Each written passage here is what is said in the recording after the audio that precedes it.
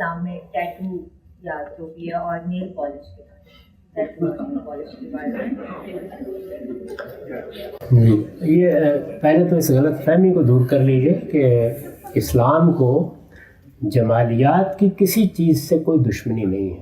جو چیزیں خوبصورتی کے لیے اختیار کی جاتی ہیں، اللہ تعالیٰ نے جو بدن آپ کو دیا ہے اسے صاف ستھرا رکھنا، اسے بنانا، اسے سنوارنا، اس کو قرآن مجید نے زینت کہا ہے. اور اس کے بارے میں سورہ اعراف میں فرمایا ہے کہ کل من حرم زینت اللہ التی اخرج لعبادہ. اللہ نے جو زینتیں اپنے بندوں کے لیے پیدا کی ہیں ان کو حرام قرار دینے کی جرت کون کرتا ہے؟ تو اس کو بڑی سختی کے ساتھ روکا ہے کہ کوئی انہیں حرام قرار نہ دے، یہ سب جائز ہے. تو ٹیٹوز اگر تو تزئین کا ذریعہ بن رہے ہیں، خوبصورتی کا ذریعہ بن رہے ہیں تو کوئی اعتراض نہیں، لیکن اگر ان میں کسی شرک کی نمائندگی ہو رہی ہے، ان میں آپ اللہ تعالیٰ کی دی ہوئی خوبصورتی کو بگاڑ رہے ہیں، تو پھر ظاہر ہے کہ اس پہ اعتراض ہوگا. تو تزئین کے لیے کوئی کام بھی اگر کیا جاتا ہے، زینت بنتا ہے، خوبصورت لگتا ہے، اس میں کوئی معنی نہیں. نیل پالش پہ پرابلم کیا پیدا ہوا ہے؟ لگانے میں دقت ہو رہی ہے.